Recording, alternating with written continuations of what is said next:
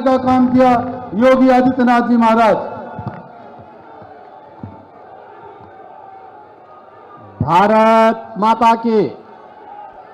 भाई ये बागपत की आवाज नहीं है, बागपत की आवाज में बोले थोड़ा। भारत माता की, भारत माता की, भारत माता की। वंदे वंदे वंदे।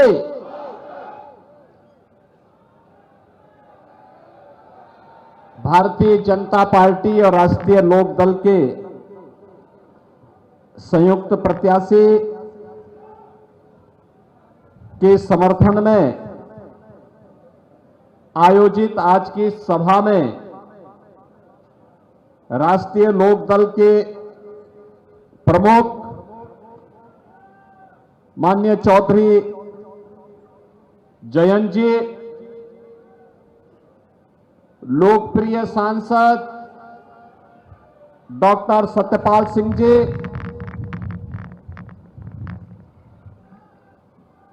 भारतीय जनता पार्टी और राष्ट्रीय लोकदल के संयुक्त प्रत्याशी डॉक्टर राजकुमार सांगवान जी, जिलाध्यक्ष भारतीय जनता पार्टी वेदपाल उपाध्याय जी, जिला प्रभारी चंद्रमोहन जी, लोकसभा के प्रभारी डॉक्टर अशोक नागर जी, लोकसभा के संयोजक पूर्व विधायक श्री जितेंद्र सतवाई जी, आज के इस कार्यक्रम में उपस्थित प्रदेश सरकार में मेरे सहयोगी मंत्रीगण श्री कपिल देव अग्रवाल जी, जसवंत सैनी जी, केपी मलिक जी, स्थानीय विधायक योगेश धामा जी, हमारे सभी माननीय विधायकगण, भारतीय जनता पार्टी और राष्ट्रीय लोकदल के हमारे सभी पदाधिकारीगण और उपस्थित बहनों और भाइयों,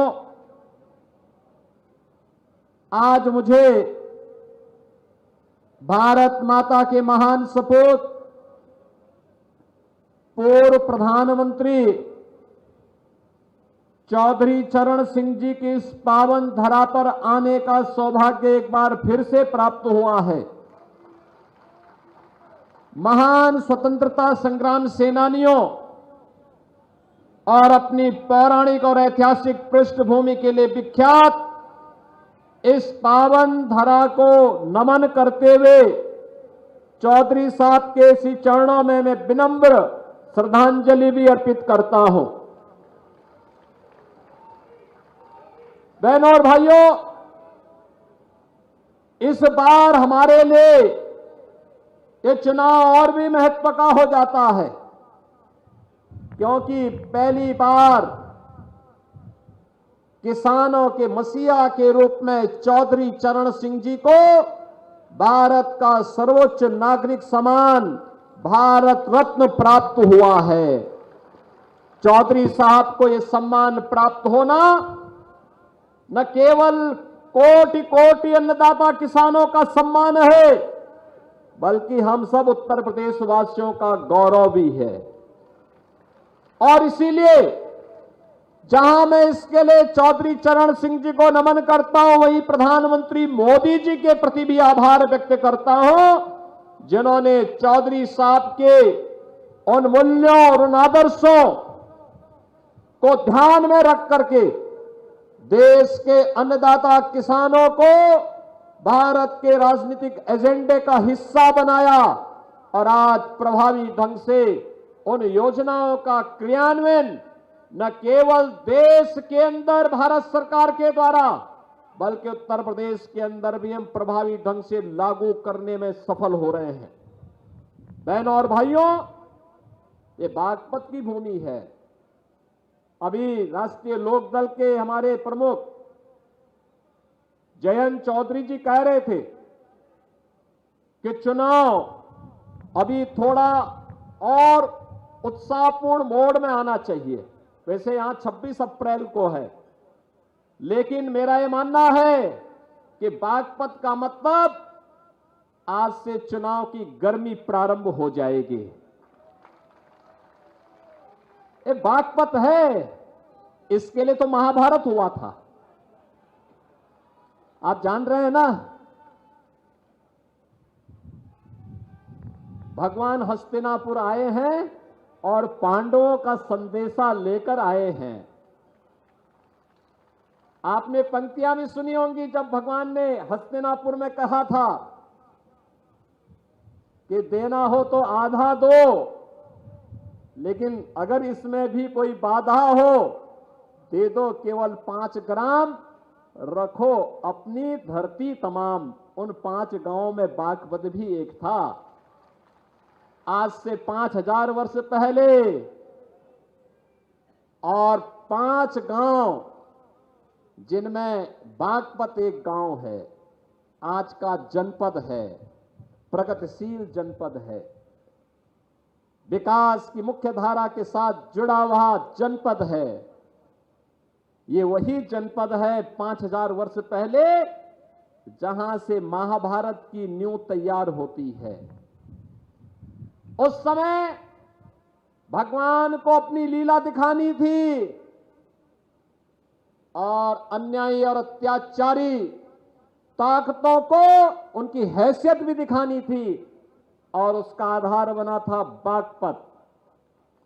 बहनों और भाइयों, दुर्योधन वह भी दे न सका, आशीष समाज की ले न सका, तो स्वाभाविक रूप से वह तो होना ही था। आज देश प्रधानमंत्री मोदी जी के नेतृत्व में दुनिया की एक बड़ी ताकत बनने की ओर अग्रसर है, और निसंदेह पिछले 10 वर्ष में मोदी जी ने देश के लिए जो कुछ किया वह किसी से छुपा हुआ नहीं है। हम लोग जो कुछ भी यहां करने में सफल हुए, यहां के लोकप्रिय सांसद डॉक्टर सतपाल सिंह जी जब यहां पे विकास की बात करने के लिए आए पहली बार, जब मैं मुख्यमंत्री बना तो तुरंत वहां टपक पड़े। मैंने कहा अभी तो सरकार बनी ही है।